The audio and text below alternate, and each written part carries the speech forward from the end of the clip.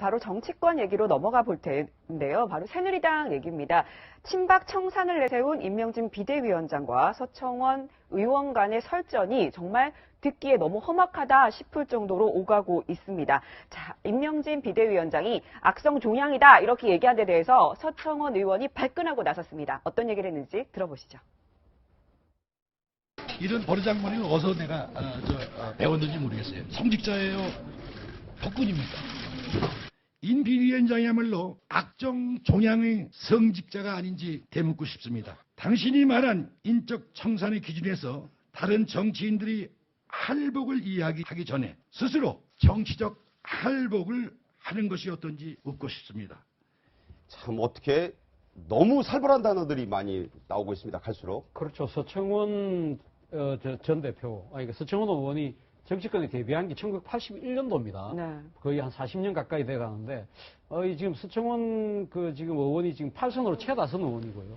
그런데도 불구하고 우리 국회의 가장 큰 원로고 마탱인데, 어제 볼 모습은 그거하고 그 이미지하고는 전혀 동떨어진 그런 것을 하나 보여준 것이 아닌가 생각인데, 어제 지금 서청원 의원이 이야기를 하면서 이 지금 임명진 위원장이 자기가 거짓말한 부분을 이야기를 한 부분이 자신에게 탈당을 하면 나중에 복당시켜서 국회의장 밀약했다는 거 아닙니까? 네. 그렇죠. 그 부분에 대해서 저는 좀 이해가 안 되는 것이 지금 과연 임명진 목사가 그때 당시까지 비대위원장이 직을 유지할 수 있나요? 그리고 또 지금 새누리당이 그때 당시 일당이 될 수 있나요?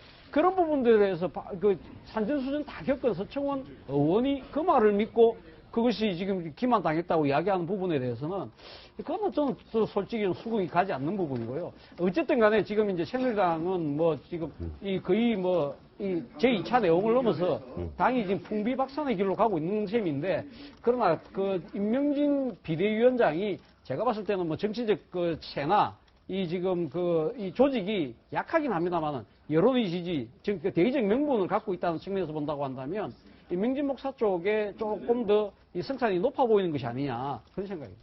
자, 바로 지금 말씀하신 무슨 미략설, 이 공방이 치열했는데 참 보기에 볼썽사납습니다. 한번 들어보겠습니다.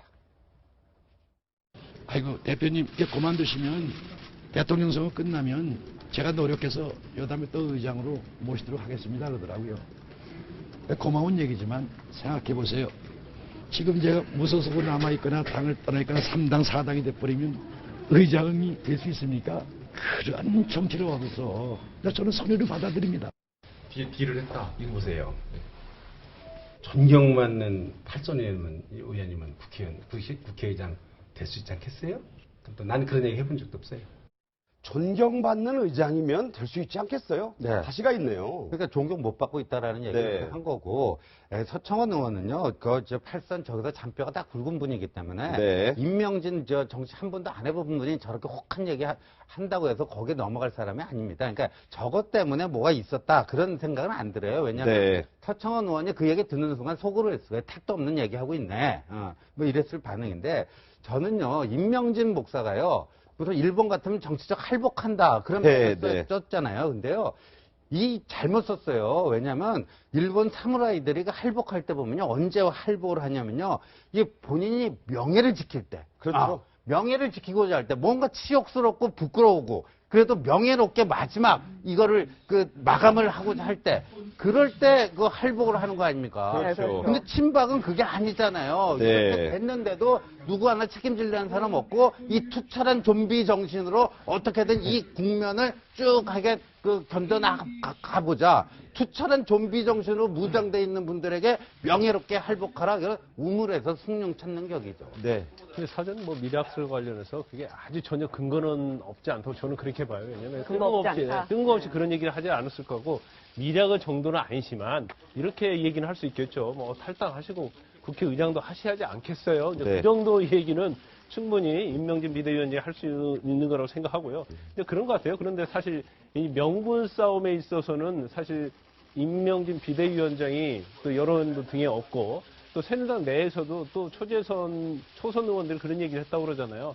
좀 새누리당이 다시 설 수 있도록 좀 확실하게 해달라. 이제 그런 주문도 했다는 걸 보면 네. 결과적으로 새누리당 자체의 의원들도 앞으로 새누리당이 어떻게 가서 국민의 지지를 다시 얻을 수 있을까를 생각 중이란 말이에요. 네. 그렇다면 결과적으로 지금 제가 볼 때는 임명진 비대위원장이 종양이 있다고 했는데 종양의 핵을 제거한다고 그랬어요. 네. 그전과 약간의 어투가 좀 틀립니다. 그전에는 네. 마치 친박의 핵심 최순실의 8명의 남자를 이렇게 얘기하다가 핵으로 일단 갔어요. 그래서 네. 제가 볼 때는 굉장히 전략적이라고 봅니다. 왜냐하면 네. 전체를 제거하면 전체로부터 반발을 살 수 있기 때문에 일단 핵부터 제거하자고 하는 생각이 같아요. 그래서 네. 그 핵을 최경환 의원하고 서청 의원을 탁계로 삼는 것이고 핵 제거를 한 다음에는 본인이 말한 종양 전체를 제거할 것인지 아니면 그 부분에 대해서 타협을 할 것인지 그거에 대해서는 임명진 비대위원장이 전략적으로 생각하고 있을 가능성이 크다고 봅니다.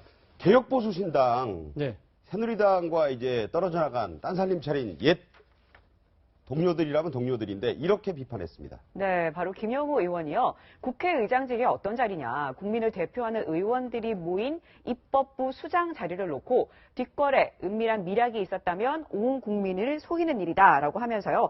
새누리당의 이런 위장개혁, 짝퉁개혁을 보면서 새누리당판 최순실 사태가 아닌가. 이런 생각마저 든다. 이렇게 얘기를 했습니다. 개혁보수신당 입장에서는 저렇게 지금 새누리당 내의 내용에 대해서 강하게 비판할 수밖에 없죠. 본인들 입장에서는 지금 당을 창당은 하지는 않았습니다만은 지금 그 새누리당 내에 몸담고 있지만 아직 거취를 결정하지 않은 중도파 의원들을 지금 이제 끌어내서 자신의 이 당으로 끌어와야 되는 입장에서 보면 이런 그 새누리당 내의 내용을 강하게 질타하면서 자신의 개혁성을 상대적으로 높일 수밖에 없는 거 아닙니까? 대비시켜서 이야기할 수밖에 없는 상황이기 때문에 이 뭐 옛날 친정이 잘못되는 부분에 있어서 가슴은 아프지만 네. 그렇지만 그 몸담고 있는 중도파 의원들을 지금 이제 끌어오기 위해서라도 강하게 지금 새누리당 내용을 꾸짖을 수밖에 없는 그런 상황인 것 같아요. 자, 그런데 말이죠. 네. 저는요, 이 악성 종양하니까 생각나는데, 네. 어제 그 최순실이 새누리당 최고위원도 사실상 누구로 하라. 심었다. 뭐. 심었다는 거 아닙니까? 그런 얘기가 그러니까요, 저 최순실 청산을 하려면요, 최순실 공천을 받은 사람 있잖아요. 예. 조사해 보면 다 나옵니다. 네. 지금 이 얘기가 지금 하잖아요. 그럼 저 새누리당 의원 중에 떨고 있는 배지들이 굉장히 많을 거예요. 네. 그걸 자체 조사를 해보면요, 누가 최순실 줄타고 국회의원 배지 달았는지 다 나오거든요. 그거 싹 정리해야 돼요. 공천도 그렇고 만약에 주요 당직에도 영향을 미쳤다면 그것도 밝혀져야 된다 이 말씀인데 내일이요. 임명진 위원장이 제시한 시안입니다. 친박 핵심들 이른바 뭐 8인방이란 말, 뭐 8적이란 말까지 썼는데 임명진 위원장의 얘기 들어보겠습니다. 그 오늘 아침에 텔레비전에서 이제 패널들하고 얘기를 하는데 임명진 추진하는 이 인적 쇄신이 성공할 거냐, 실패할 거냐. 성공한다고 생각하는 사람은 O, 실패한다고 생각하는 사람은 X. 다 네 사람이 X 들었다네? 그 사람들 오보지. 예? 그런 정도의 안목을 가지고 논평하고 그러면 안 되지. 쇄신 바람이 불어서 초선 의원들부터 시작해서 중진 의원들까지 이렇게. 그거는요, 역사의 순리입니다. 역사의 순리라는 건 국민들이 바라는 거거든요. 뭐 임명진 하는 거 아닙니다, 이거. 책임지고 가야지. 그렇죠? 실패했으니까 누군가 책임져야지. 네. 김광삼 변호사님은 OX 어느 쪽이십니까?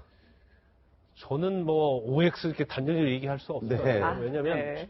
일단은 뭐 여기서 어느 정도 승리한다 하더라도 그걸로 끝나는 게 아니잖아요. 그 인적 쇄신의 범위가 어디까지 가는가를 지켜봐야 하기 때문에. 근데 임명진 비대위원장이 비대위원장 취임하고 나서 쭉 그 행보를 보면요, 상당히 저는 놀랐어요. 어떻게 놀랐냐면 오히려 정치적 감각이 뭐 팔선 의원보다도 훨씬 더 정치적 감각이 있다고 생각을 한 번도 안 하신 분인데. 그렇죠. 그래서 아니 어젠가 인터뷰를 봤더니요.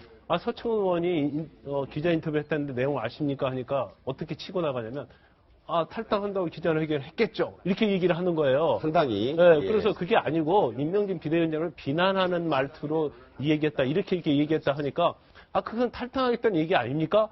근데 사실 그 말이 맞을 수도 있어요. 근데 그 어떤 자기에 대한 비난의 해석을 그렇게 애둘러서 얘기하면서 상대방을 하여금 어떻게 보면 기를 죽인다고 할까요? 이제 그런 면에 있어서는 오히려 굉장히 정무적 감각이 있다는 생각이 들더라고요. 예. 네, 정호택 원내대표가 오늘 오전에 근데 이런 말을 했어요. 세금을 통감할 일부가 기득권에 연연하고 있다. 이렇게 얘기를 했거든요. 그렇죠. 그러니까 지금 친박들이 버티고 있는 부분을 그렇게 이야기하고 있는 것 같은데요. 뭐 저는 앞서도 말씀드렸지만 조직이나 세에서는 친박이 이기까지 상당히 강하기 때문에 아마 이 6일까지 버틸 수는 있을지 모르겠습니다. 내일입니다. 그래서 그렇다고 해서 전투에서는 친박이 이길 수 있어요. 그런데 전쟁이라는 측면에서 보면 저는 임명진 위원장이 이길 수 있다. 뭐 저는 그렇게 보고 싶습니다. 그런데 김 저는요, 의원님. 임명진 비대위원장이 이런 얘기를 했더라고요. 내가 새누리당에 잘못 들어왔다. 네. 여기에 정치하는 곳인 줄 알았더니 서청원 집사님이 계신 교회더라. 서청원 집사님이 계신 교회. 교회더라. 네. 근데 본인은 성직자 이제 은퇴했는데 음. 여기는 서청원 집사가 사실상 오너십을 발휘하는 이 교회더라. 뭐 이런 얘기가 어디다 빗대는 것 같습니다. 예, 그러니까 굉장히 지금 한계를 느끼고 있다라는 얘기거든요. 근데 암만 훌륭하신 분인데요. 감각도 뛰어나고 강단도 있는 분인데 좀비 이기는 거 쉽지 않습니다. 네, 계속해서 그런 말씀 하시는데 어쨌든 임명진 위원장의 승부수 과연 내일 누가 물러날지 O인지 X인지 내일 이 시간에 여러분께 결과를 전해드릴 수 있었으면 좋겠습니다. 오늘 말씀 감사합니다. 잘 들었습니다.